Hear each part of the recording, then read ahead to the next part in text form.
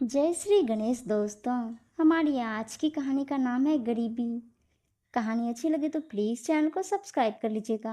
अब शुरू करते हैं कहानी। गांव के उस बड़े घर का आंगन हमेशा शोरगुल से भरा रहता था। सुबह सुबह मुर्गे की बांग और फिर रसोई से आती चूल्हे की खुशबू पूरे घर का माहौल बना देती। माया देवी हमेशा कहती, बड़े घर में सुख भी बड़े, दुख भी बड़े, और सबसे बड़ा बोझ है रिश्तों का संतुलन। घर में बहुएं थी, बड़ी बहू रूपा और छोटी बहू शिखा। शिखा अभी अभी शादी करके इस घर में आई थी। नाजुक सी, पढ़ी लिखी और आजकल गर्भवती भी थी। उसका मायका बहुत साधारण था। पिता सरकारी स्कूल में अध्यापक थे और माँ गृहिणी। साधारण साधनों में पली बड़ी शिखा अपने मायके से बहुत लगाव रखती थी। इस घर में एक और किरदार थी, ननद नैना, जो शादीशुदा तो थी पर अक्सर मायके आकर ही दिन गुजारती। नैना का स्वभाव थोड़ा तीखा था। वह अक्सर शिखा पर ताने कसती। दोपहर का समय था। सब लोग मिलकर दाल चावल खा रहे थे। मेज पर तरह तरह के व्यंजन रखे थे। तभी नैना ने मुस्कुराते हुए कहा, अरे भाभी, आप तो प्रेग्नेंट है ना, आपको तो ज़्यादा खाना लेना चाहिए। लेकिन रहने दीजिए, आप तो चटनी के साथ भी खाना खा लेंगी। मायके में कहाँ आपको इतना सब कुछ मिलता होगा। उसके शब्द ताने जैसे चुभ गए। शिखा के हाथ थम गए। उसकी आंखों में हल्की नमी आ गई। माया देवी ने बात संभालने की कोशिश की। नैना, ऐसे नहीं कहते। बहू के पेट में हमारा वंश पल रहा है। उसका मन रखने की जगह तुम ताने मार रही हो। लेकिन नैना ठहाका मारकर बोली, अरे माँ, मैं तो मजाक कर रही थी। आप तो बात का बतंगड़ बना देती हैं। माहौल हल्का करने की कोशिश हुई, पर शिखा के दिल पर चोट गहरी लगी। ननद नैना के ताने सुनकर शिखा चुप रही। उसके होठ सिले थे, पर मन भीतर से टूट रहा था। वह चाहती तो जवाब दे सकती थी, लेकिन संस्कारों की डोर ने उसे बांध रखा था। उस रात जब सब लोग सो गए, शिखा अपनी कोठरी में लेटी थी। तकिए पर सिर रखते ही उसकी आंखों से आंसू बह निकले। वह सोचने लगी, क्या सच में मेरा मायका गरीब है? क्या मैं इस घर के योग्य नहीं? माँ ने तो हमेशा सिखाया कि बहू बनकर अपने घर को स्वर्ग बनाना, लेकिन यहाँ तो हर रोज़ ताने ही ताने हैं। पेट पर हाथ फेरते हुए उसने अपने अजन्मे बच्चे से मन ही मन कहा, बेटा, तू जल्दी आ जा, तेरी माँ को इस अकेलेपन से उबारना। सुबह सुबह सासू माँ ने आवाज़ लगाई, शिखा बेटा, जरा जल्दी तैयार हो जाओ, आज खेत पर काम देखने जाना है। शिखा धीरे धीरे तैयार होकर बाहर आई। तभी नैना फिर चुपते शब्दों में बोली, अरे वाह, भाभी तो खूब सज धज रही हैं। लगता है जैसे किसी बड़े खानदान की रानी हो। मायके में तो इतनी चूड़ियां भी नसीब नहीं हुई होंगी।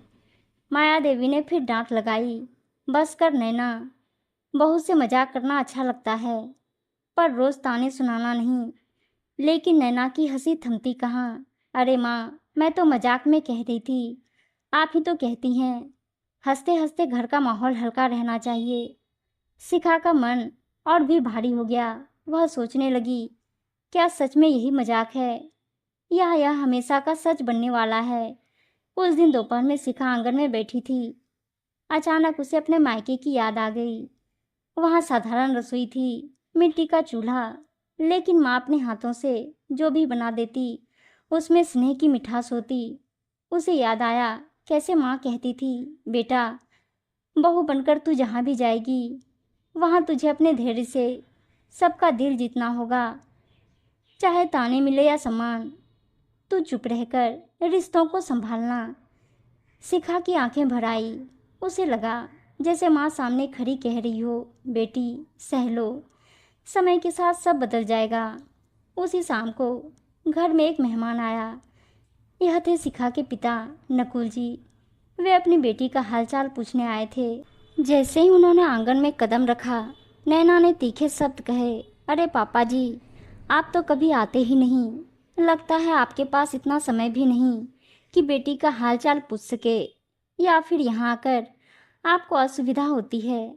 नकुल जी मुस्कुराकर बोले, बेटी की खुशी में मेरी खुशी है। मैं तो बस यह देखने आया था कि शिखा ठीक है या नहीं।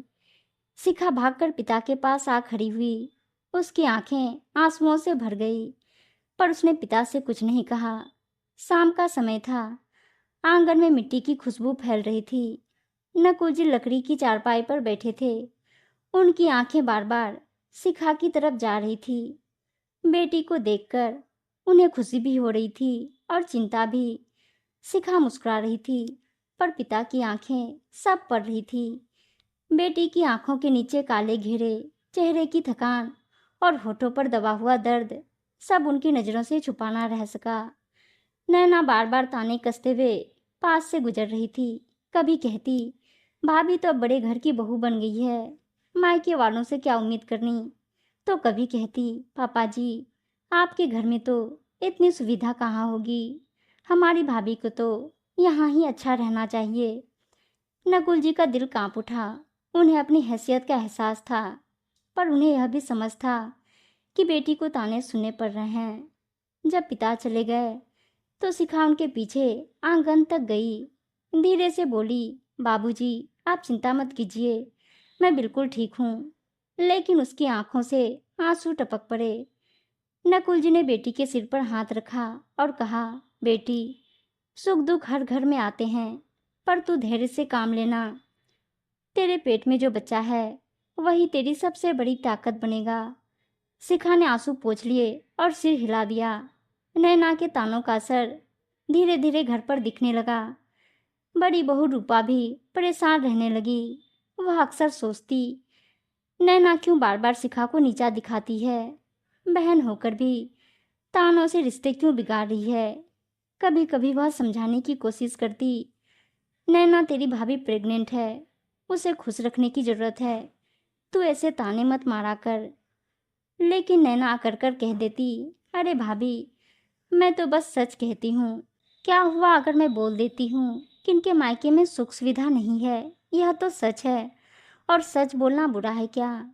गर्भावस्था के दिन धीरे धीरे बढ़ रहे थे। शरीर भारी हो रहा था और मन भी। एक तरफ ननद के ताने, दूसरी तरफ अपने गर्भ की थकान शिखा को भीतर ही भीतर तोड़ रहे थे। रात को जब सब सो जाते, वह अक्सर आंगन के कोने में जाकर चुपचाप आसमान देखती, तारों को निहारते हुए सोचती, काश मेरी जिंदगी भी इन तारों जैसी चमकदार होती।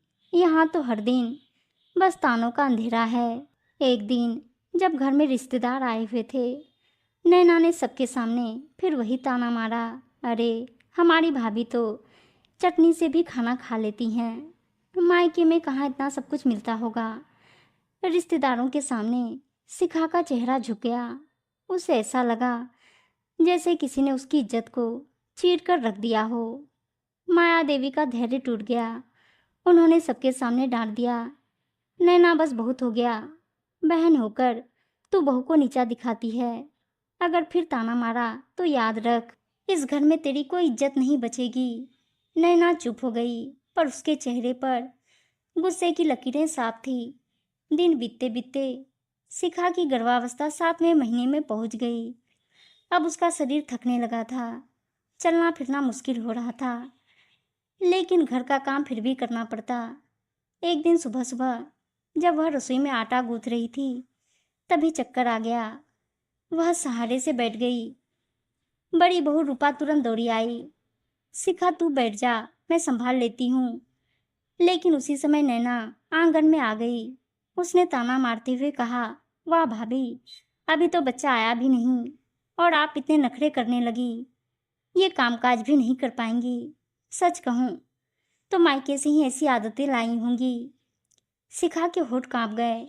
वह कुछ कहना चाहती थी, पर आवाज गले में अटक गई। माया देवी इस बार बर्दाश्त न कर सकी। उन्होंने ऊंची आवाज में कहा, नैना तुझे कोई हक नहीं कि बहू पर ऐसे ताने कसे।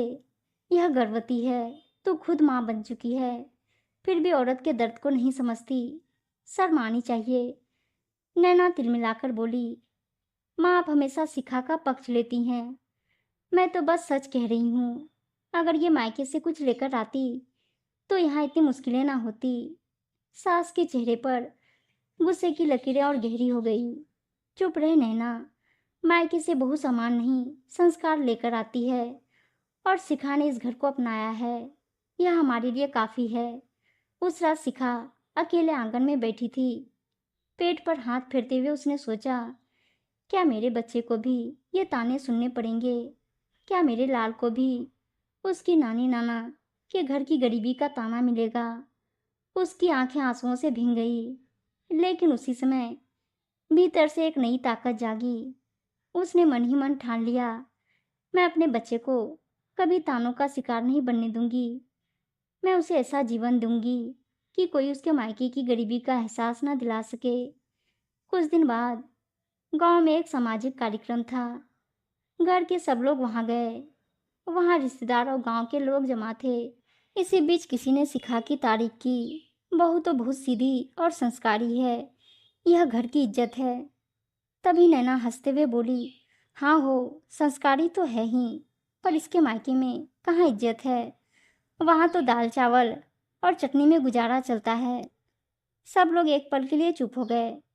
माहौल भारी हो गया। शिखा का चेहरा लाल पड़ गया।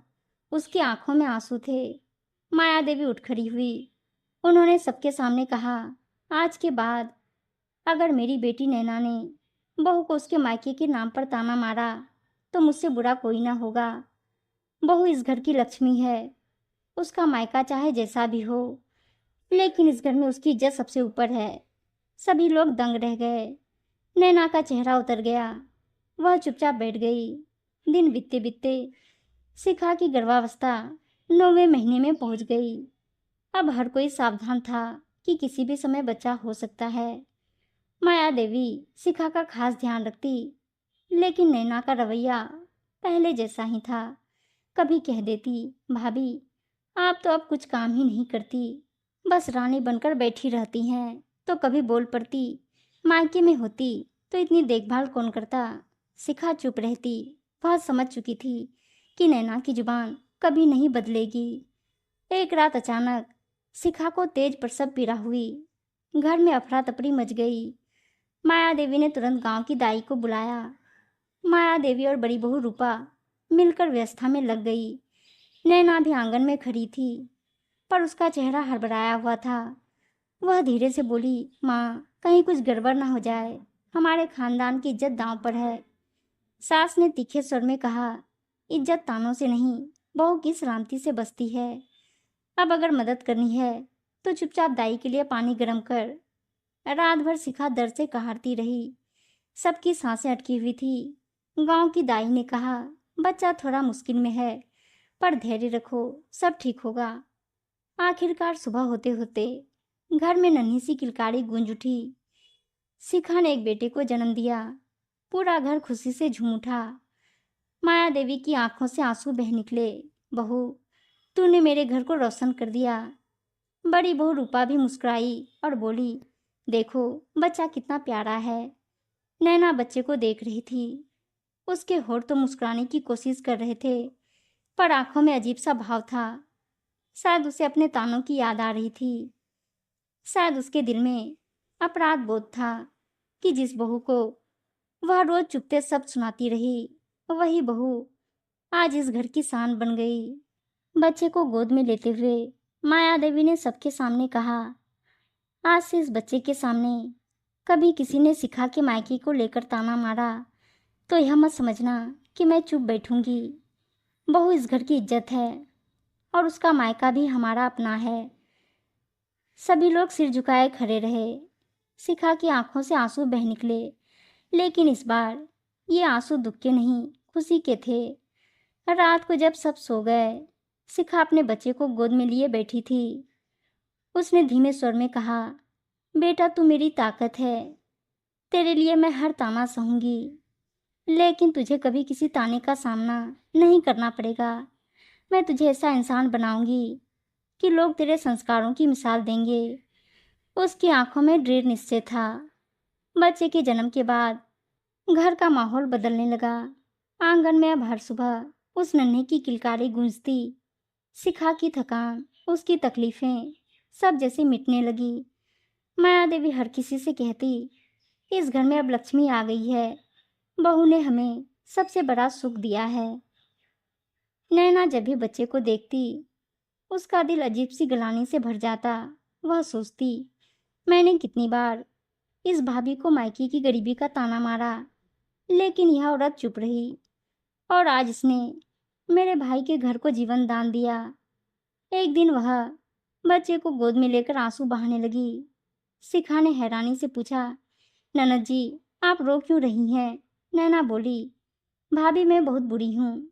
मैंने आपको हमेशा ताने मारे, आपके मायके की गरीबी का मजाक उड़ाया, लेकिन आप कभी गुस्सा नहीं हुई।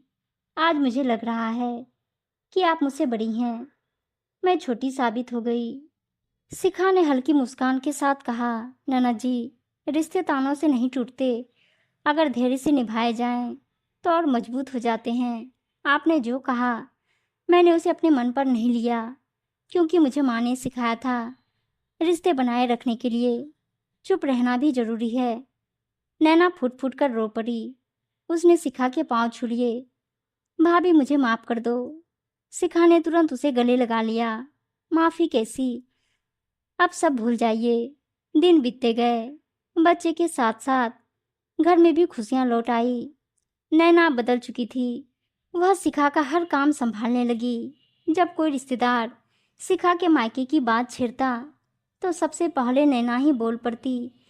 हमारी भाभी का मायका चाहे जैसा भी हो, पर वहां से आई संस्कारों की दौलत सबसे बड़ी है। लोग हैरान रह जाते।